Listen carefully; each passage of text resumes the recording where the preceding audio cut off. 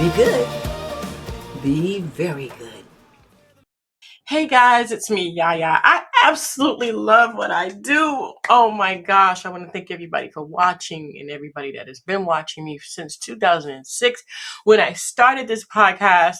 And I am just so very happy and thankful. Thank you, thank you, thank you, thank you, thank you. All right. So let's get right on into it. I have a guest today and I want to share him with you.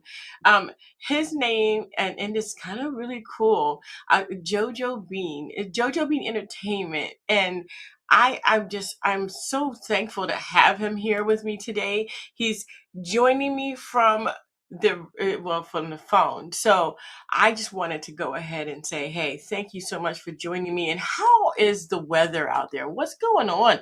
I mean, the north is going crazy. Everything's going absolutely crazy. What's going on with you? Hey girl, hey. How you doing over there, Yaya? It's kind of, it's pretty cloudy, gloomy, snowy, cold over here by me in Fort Wayne, Indiana. I'm not the biggest fan of it. uh, just trying to wait it out till, this coming spring for warmer weather and to, be able to walk outside without feeling like I'm gonna freeze my butt off, pretty much. But other than that, I'm doing all right.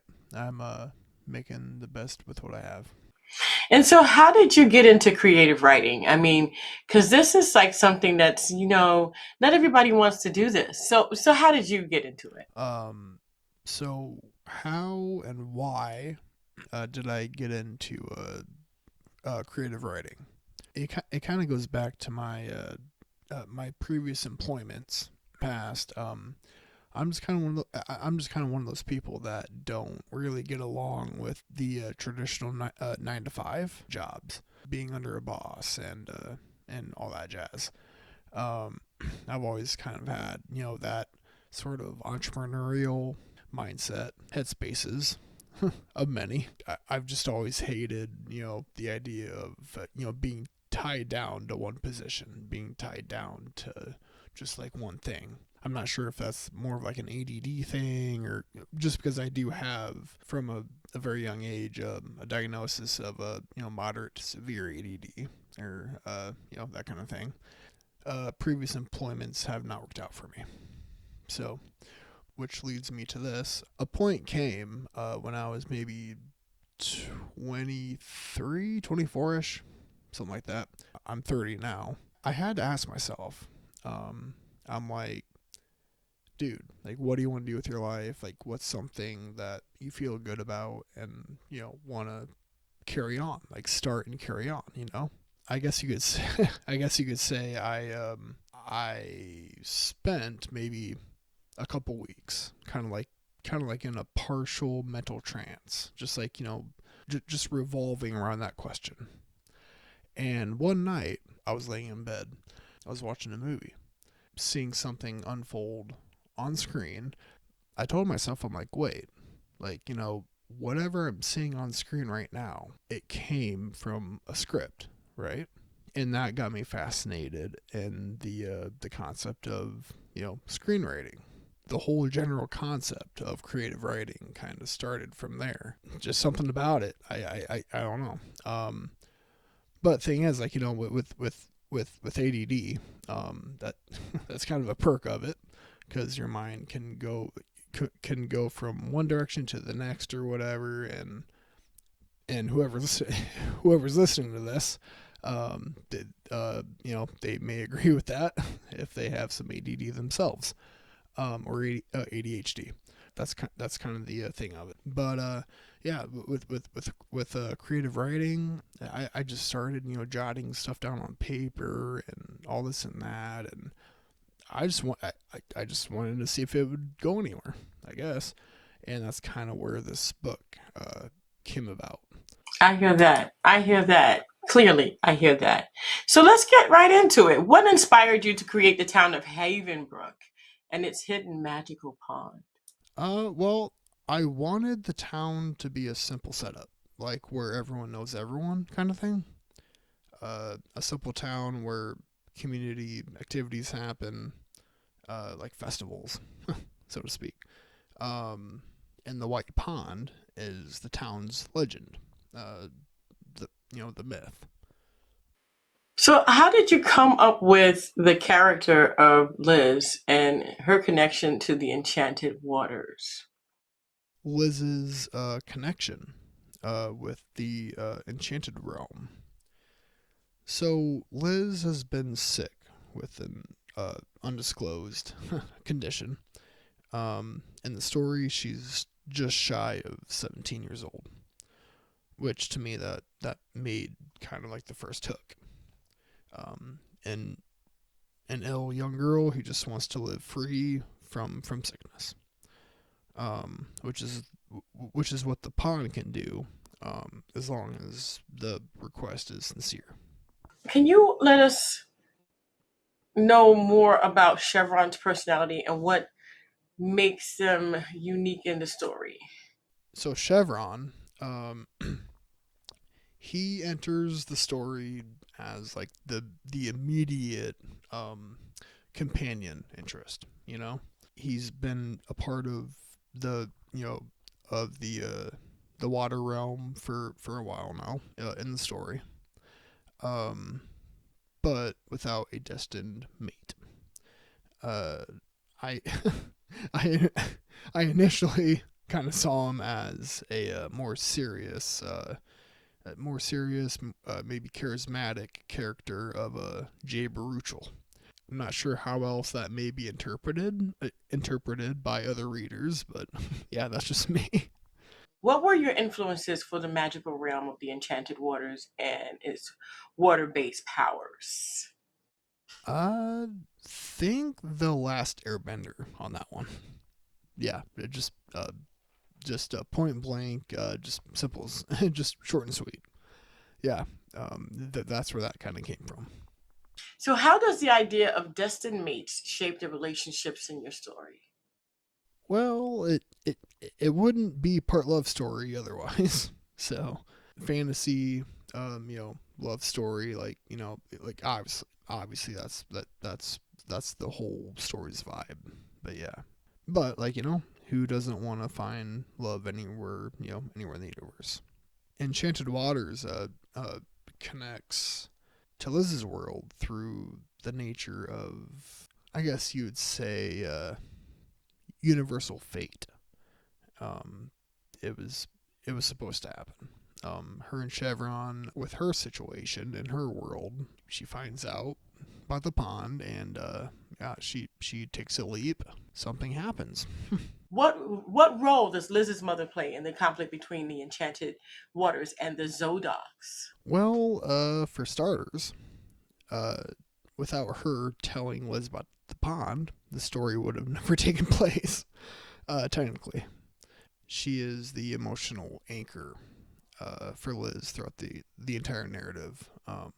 She's kind of Lyzz's kind of background structure. Her reminder of getting back home throughout the whole journey that she has within itself. How did you develop the balance between the ordinary world and the magical realm in your writing? Uh, Balance between the water realm and ordinary world. Well, when it comes to the enchanted realm, I feel like there's a more of a divine nature to it versus the ordinary. Um, the story itself lives in its own fantasy. Well, after living in my mind for a period of time, that is.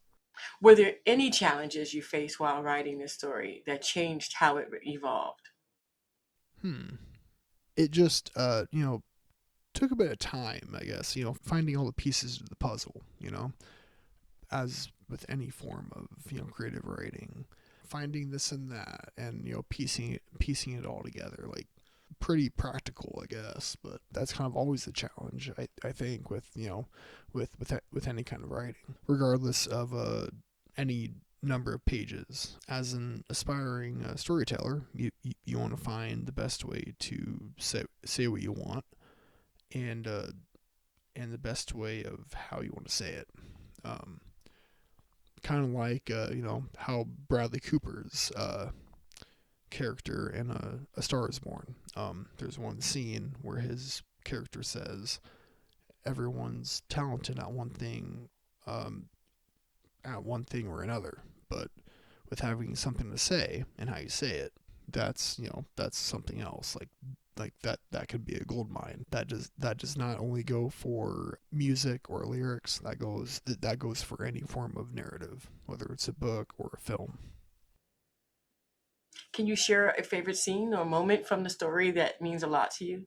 Well, if I had to pick one, I'd say there's a moment in the story where Shevron is showing Lyzz around, through the enchanted water realm, and they're pretty much starting to wind down for the night and take a rest. Chevron wants to show his appreciation by giving Lyzz a pouch, of gold coins, or whatever it is, just to express that he's grateful to have someone to share it with. And reading back through that line, it's very, like, for me, it kind of hits, because, like, well, what's the point of storytelling? What's the point of writing narratives? Telling a story through a book, writing lyrics for a song, filming, like, a production, like, for a movie, is to be able to connect with people, So, yeah, just to be able to share this with someone. That's kind of where this kind of that's kind of where that kind of hits for me. Okay, so what themes or messages do you hope readers will take away from this adventure? I'd say that, in all honesty, that it may come off as cliche or whatever. Apologize for that, but message or takeaway, I would just say that life is an adventure within itself, with its own battles. Um, but conflict is temporary, or at least should be temporary. Um, Believing in yourself through encouragement, and to keep pushing and to keep fighting. Life is different for everyone, as with any story, as with any book, as with any movie, as with any song. Everything's different. And when things get too stressful, when things get too, like, kind of like rocky on the rocks, if you need to take a walk, maybe find a pond yourself and let your mind just get lost in the motion of that water, of that pond. I mean, after all, that's kind of where this story came from. Just me, just staring at a pond, and letting, just taking a new saw. Oh, by the way, just a quick shout out to someone in the U.S. military. If they happen to listen to this, or catch this podcast, they know they know who they are. Just wanted to say that quick. I want to thank you so much for joining us and being on the show, even if it's on the phone. I appreciate it so very much. Thank you so much. Wow. It's been a pleasure on here, Yaya, and thanks for having me. Really, really appreciate you taking the time. Well, shout out to that military person. They know who they are. That's it. That's how it works. Thank you guys so much for tuning in. We're going to have all the information for you in the description box, so it'll be easy for you to find this book. I want to thank you guys so much for tuning in. Don't forget to dare to be different. And until next time, guys, bye. All right, Yaya, take care.